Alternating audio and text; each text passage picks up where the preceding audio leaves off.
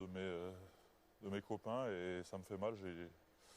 J'ai mal au ventre pour eux, voilà, parce qu'ils méritaient, on mérite jamais de perdre ou de gagner, mais enfin de perdre, surtout quand on joue comme ça. Mais c'est le sport et voilà, on se rappellera que du vainqueur, mais je crois ils peuvent sortir la tête haute. Et je suis fier de ce 15 de France. C'était beau ce qu'ils nous ont proposé. Pierre Berbizier, vous me disiez il y a un instant, 8-7. Si on accole ces deux chiffres, ça fait 87 comme une nouvelle défaite. Tout un symbole. Qu'est-ce qu'il a manqué à cette équipe de France? Sans doute que le plus fort n'a pas gagné aujourd'hui. Les Français subissent ce qu'ils ont fait subir à leurs adversaires précédemment, notamment les Gallois. Aujourd'hui, sans doute beaucoup de regrets. Les plus forts sur cette Coupe du Monde sont récompensés, les Néo-Zélandais. Pas forcément sur ce match en tout cas. Mais pas forcément sur ce match, car l'équipe de France était plus forte aujourd'hui. Donc on comprend ce que doit subir cette équipe de France, ce qu'ont subi les Gallois avant eux. Donc pas de regret sur ce match. Je crois que cette équipe a tout donné. Il faut leur rendre hommage. Tout le mérite revient à cette équipe qui a été cherchée au fond d'elle-même pour être présente dans une finale où on ne l'attendait pas à ce niveau. Match immense. Malheureusement, je crois qu'il restera quand même beaucoup de regrets car cette équipe était très très près de nous ramener la coupe. Pour la première fois, Éric Chambre, vous demandiez, vous imploriez pour avoir de l'engagement. Il y en a eu, mais ça n'a pas suffi. Ouais, moi je pense, comme l'ensemble des Français, hein, on est ratatinés, quoi. On attendait le match du cœur, on attendait le match du talent, on attendait le match de la volonté, de l'agressivité, de l'envie. Tout ça a été au rendez-vous.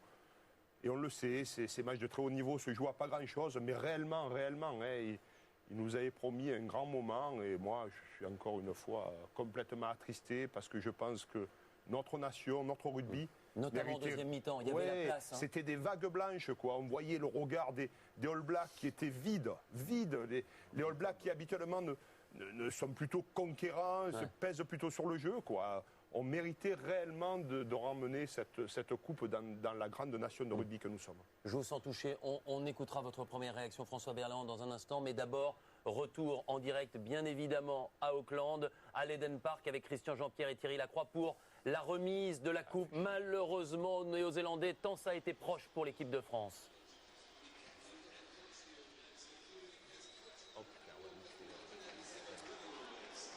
Avec donc cette belle image, et c'est Brian Lecor, l'entraîneur de 1987 qui l'amène cette Coupe du Monde. Et je voudrais en profiter pour dire un petit mot concernant Marcel Martin, qui est à l'origine de la création de la Coupe du Monde. Sachez qu'en 1987, cette petite Coupe du Monde que vous voyez là, Thierry, elle avait dormi sous son lit à l'époque. C'était le début des Coupes du Monde de rugby et il l'avait préservée. On a vécu cette semaine exceptionnelle ici en Nouvelle-Zélande avec des gens merveilleux qui nous ont accueillis. Les couleurs de Christchurch d'ailleurs, amenées par ce petit garçon qu'on avait vu lors de la cérémonie d'ouverture. C'est une légende vivante, Brian Lecor, qui a donc amené cette Coupe du Monde qui sera remise dans quelques secondes à Richie McCaw. Vous imaginez l'émotion qu'il y a, vous la voyez, dans cette Eden Park d'Auckland.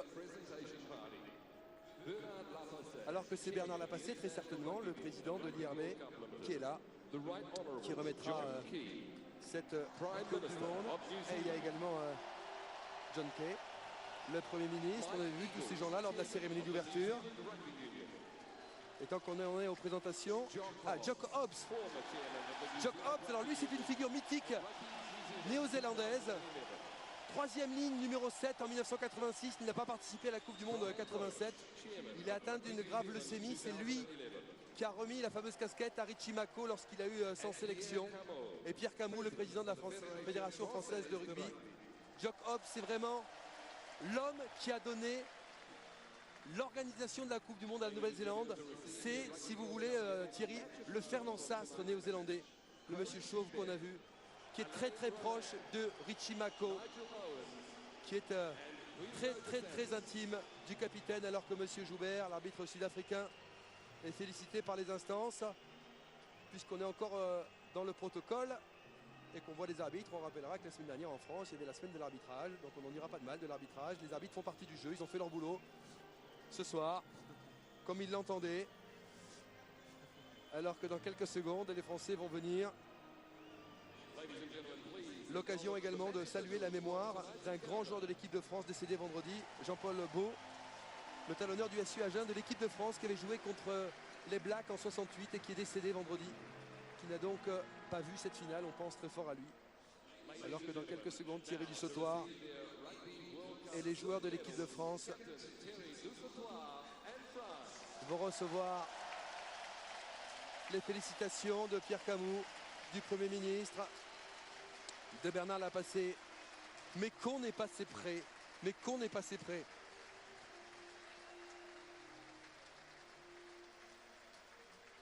On a touché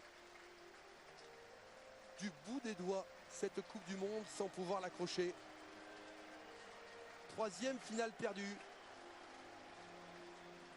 pour le 15 de France. Imanol Arinordoki, impérial dans les airs aujourd'hui, auteur d'un match exceptionnel, tout comme Julien Bonner. Il faut savoir d'ailleurs, petite statistique, que la triplette Bonner-Arinordoki du Sautoir en 11 matchs, 10 matchs jusqu'à celui-ci, n'avait jamais perdu. C'était une troisième ligne française, invaincue.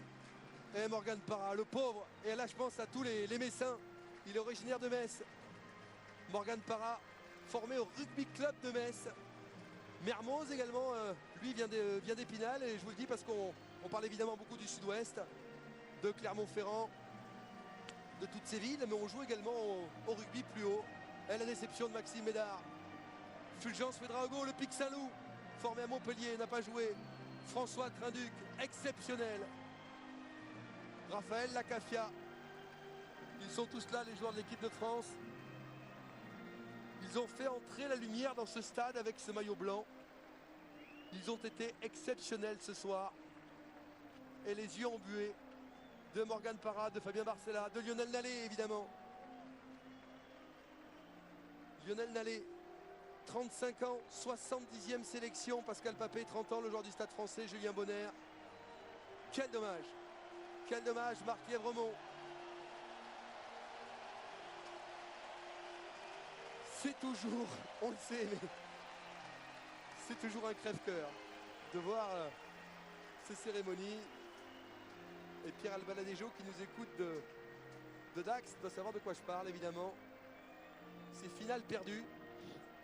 Oui, Dax on a perdu 5. Et pas des finales de Coupe du Monde.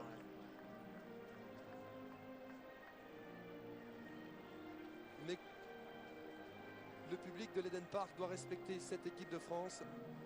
Sincèrement, si on fait un bilan de cette Coupe du Monde, alors qu'on voit Jo Mazo, Didier Rétière, David Ellis, le docteur, Jean-Philippe Agé, les préparateurs physiques qui ont fait un boulot exceptionnel.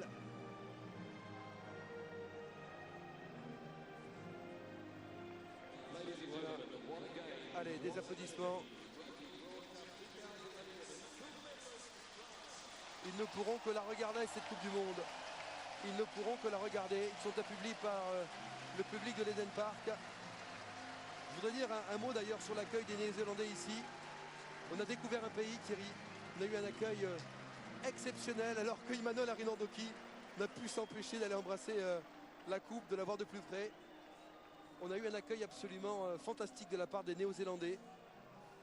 C'est un pays qu'il faut découvrir en dehors de la presse néo-zélandaise qui a été hideuse, odieuse, nauséabonde avec l'équipe de France. On a découvert un coin du monde qui mérite un immense respect des grands joueurs, avec notamment ses capitaines, Richie McCaw, qui 24 ans après va pouvoir soulever ce trophée. 103e sélection pour Richie McCaw. Joueur exceptionnel, le meilleur au test physique des Blacks, qu'il court plus vite et plus longtemps. Israël Dag, qui ne rejoindra pas Chris Ashton et Vincent Clerc à 6 essais, puisqu'il n'en a marqué que 5. Ils montent sur l'estrade, ils sont tous là. Depuis le temps qu'ils attendent ce moment-là. Samuel Whitelock, 23 ans. Franks, et lui qui revient du Diablo Vauvert, Cruden. Faut savoir que Cruden, le jeune Cruden, Thierry, était atteint d'un cancer en 2008, d'un cancer des testicules. Il a été opéré. On pensait que le rugby c'était terminé pour lui et il est revenu. Il est revenu, il a été rappelé durant cette Coupe du Monde. Alors que j'attends de voir Dan Carter, peut-être qu'à un moment ou à un autre on va le voir. L'ouvreur, qui a des béquilles? Eh ben c'est Cruden justement, qui est venu avec ses béquilles sur la scène. Wepu, l'âme. Ouais, vous verrez Carter avant le coach, Graham Henry, avant-dernier de la liste. Ali Williams aussi. Il y a plein de belles histoires dans cette équipe. Stephen Donald. Ali Williams qui s'est confié cette semaine. Qui a un père qui est paraplégique. Figurez-vous qu'il est allé voir un concert d'Elton John lorsqu'il avait 16 ans, Ali Williams avec son père. Une tribune s'est écroulée. Et le père d'Ali Williams est paraplégique. Et Ali Williams a dit: je veux jouer cette finale de Coupe du Monde en pensant à lui, en pensant très fort à mon papa. Qui évidemment doit être terriblement ému. Les remplaçants, Colin Slade. Hey, le bolos. Dan Carter. L'ami de la femme de Christian Califano, Graham. Henry, évidemment le sélectionneur, qui est en pleurs. Félicité. Ça a été une super équipe Black, hein, qui a marqué plus de 300 points, 40 essais dans cette Coupe du Monde. Sur l'ensemble de la Coupe du Monde, sur les 7 semaines de compétition, il n'y a rien à dire. Franchement, ils nous ont enthousiasmés. Il y a eu des essais, des phases de jeu, des passes après contact. On pense à Israël Dag et tout. C'était magnifique. Mais c'est vrai que ce soir, compte tenu de la physionomie du match, on a un énorme regret. On a le cœur un petit peu triste. Alors que dans quelques secondes, ils vont donc succéder à l'Afrique du Sud qui avait levé cette Coupe du Monde en 2007 au Stade de France.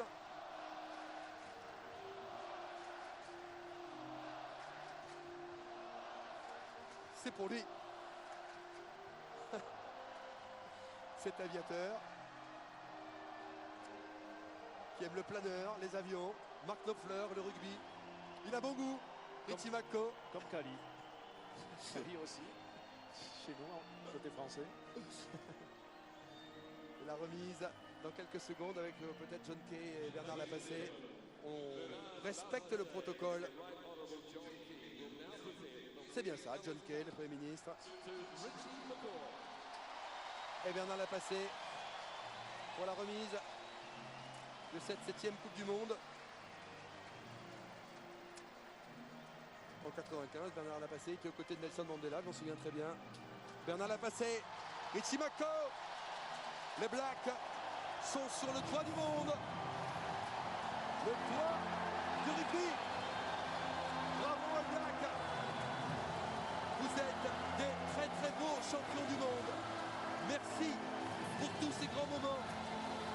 Pour tous ces grands moments de bonheur que vous nous offrez. Pour ce jeu fantastique, pour ces essais, pour cet état d'esprit que vous incarnez. Et avec ce capitaine qui est juste un immense capitaine. L'un des plus grands de l'histoire des Blacks. Elle est toute petite dans les mains de ce géant. On se fait toujours la réflexion. Il va y avoir un